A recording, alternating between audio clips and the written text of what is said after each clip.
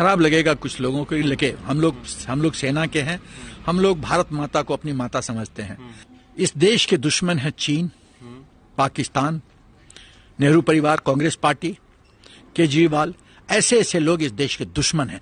वामपंथी, खालिस्तानी फोर्सेस, ये देश के दुश्मन हैं। ये नहीं चाहते हैं कि हिंदुस्तान सशक्त बने। और दुर्भाग्य ये बात है कि ये ऐसी ताकतों को मदद करते हैं जो कि हिंदुस्तान के टुकड़े टुकड़े चाहते हैं, हिंदुस्तान को कमजोर देखना चाहते हैं। आप एक चीज बताइए, पंजाब में जियो टावर रिलायंस का किसने उड़ाया? क्यों? क्योंकि अभी 5G की बात चल रही है।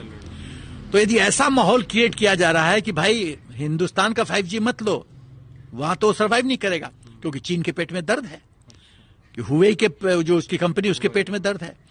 तो ये जो है ना, मुझे लगता है कि शरीर में वायरस जाता है तो एंटी वायरस डोज दिया जाता है ना, ताकि वो वायरस मरे।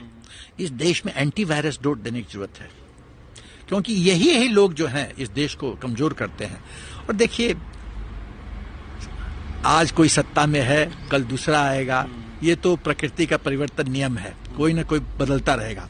लेकिन भारत माता सुरक्षित नहीं है, यदि भारत माता सशक्त नहीं है तो हम और आप सुरक्षित नहीं है, हमारे आने वाले जनरेशन सुरक्षित नहीं है।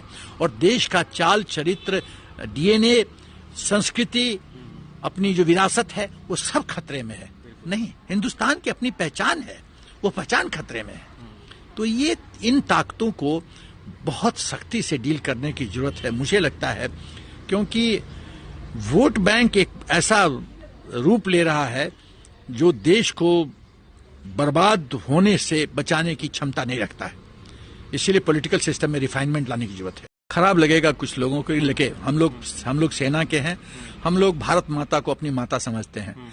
इस देश के दुश्मन है चीन, पाकिस्तान, नेहरू परिवार, कांग्रेस पार्टी, केजरीवाल, ऐसे ऐसे लोग इस देश के दुश्मन हैं। वामपंथी, खालिस्तानी फोर्सेस, ये देश के दुश्मन हैं। ये नहीं चाहते हैं कि हिंदुस्तान सशक्त बने। और दुर्भाग्य ये बात है कि ये ऐसी ताकतों को मदद करते हैं जो कि हिंदुस्तान के टुकड़े टुकड़े चाहते हैं, हिंदुस्तान को कमजोर देखना चाहते हैं। आप एक चीज बताइए, पंजाब में जियो टावर रिलायंस का किसने उड़ाया? क्यों? क्योंकि अभी 5G की बात चल रही है।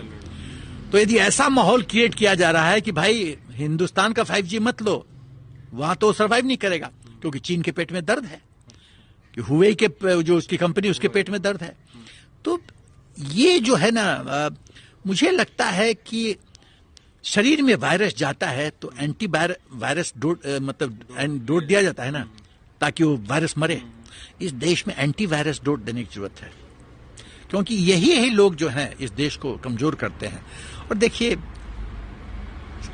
आज कोई सत्ता में है, कल दूसरा आएगा। ये तो प्रकृति का परिवर्तन नियम है, कोई ना कोई बदलता रहेगा। लेकिन भारत माता सुरक्षित नहीं है, यदि भारत माता सशक्त नहीं है तो हम और आप सुरक्षित नहीं है, हमारे आने वाले जनरेशन सुरक्षित नहीं है। और देश का चाल चरित्र, DNA, संस्कृति, अपनी जो विरासत है, वो सब खतरे में है। नहीं, हिंदुस्तान की अपनी पहचान है, वो पहचान खतरे में है। तो ये इन ताकतों को बहुत सख्ती से डील करने की जरूरत है, मुझे लगता है, क्योंकि वोट बैंक एक ऐसा रूप ले रहा है जो देश को बर्बाद होने से बचाने की क्षमता नहीं रखता है। इसीलिए पॉलिटिकल सिस्टम में रिफाइनमेंट लाने की जरूरत है।